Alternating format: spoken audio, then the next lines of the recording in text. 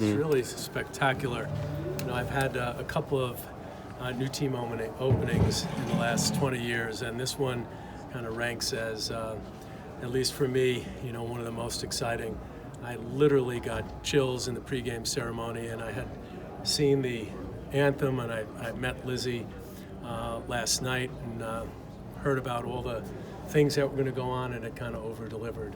Crowd over-delivered as well. We thought when we were getting ready to launch this team, but maybe there'd be 30 or 40,000 people at opening game.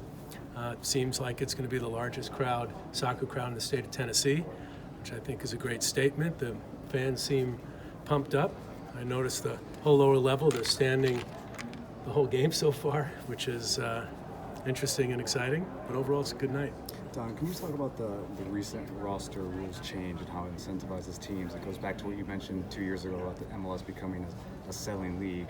What can you say about those new changes? Well, it really starts with, we're not just a selling league, we're buying and selling. We were only buying in the past, so we're trying to balance out, how do we ensure that we're getting a return on the investments that we're making in our academy systems, and I think you're going to continue to see that. We're going to continue to evolve our rosters so that we have great product in the field, but we also could be like many other leagues and sort of drive and generate some value out of the investments we're making in academies. As the league tries to expand, even more, Tennessee being another state in the Southeast, being success, how you see as a commissioner seeing the MLS not being like the North, being success in the South as well? Well, there was a time when we didn't have a team south of Washington, D.C. Then we added Orlando and then Atlanta, and you're going to see more expansion with Charlotte.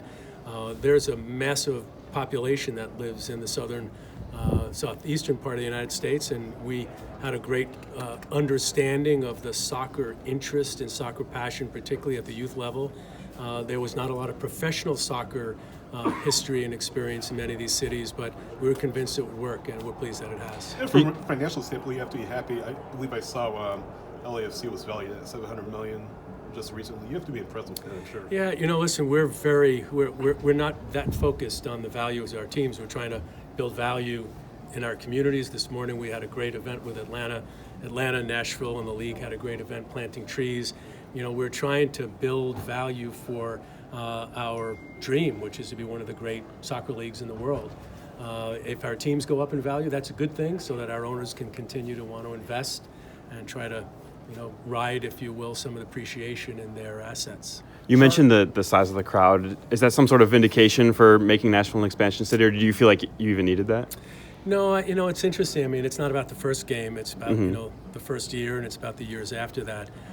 We were convinced that if we came into this market, which we always thought was a city on the rise, it had such a passion and energy and culture to it, similar to our thoughts about Austin, that if we got it right, we got the right ownership group, if we got through the challenges we had, which was significant on the stadium project, that we'd have a night like tonight. So we're kind of delivered on our expectations so far, but this is the beginning of a long journey, and I've been around a long time. Well, talk to me 4, 5, 10 years from now, and I think it'll be as successful, if not more. Hey, Don, I was credentialed in the first year of MLS, 1996. Great. Congratulations. You guys had a lot of goals. You seemed to hit them all. Can you just synopsize how the league has done? I'd say, this season for us has been about celebrating our past, but also focusing in on what we need to do to achieve this goal of ours, which we talk about a lot. So we've got a lot of work to do. We have been systematic in how we've gone about building the league, but the NWSL hired a commissioner last week. I know her very well. Yeah, have you had any conversations with her yet? I know she hasn't officially started yet. Yeah, I know Lisa a long time. She worked at the NFL, she worked at the USOC.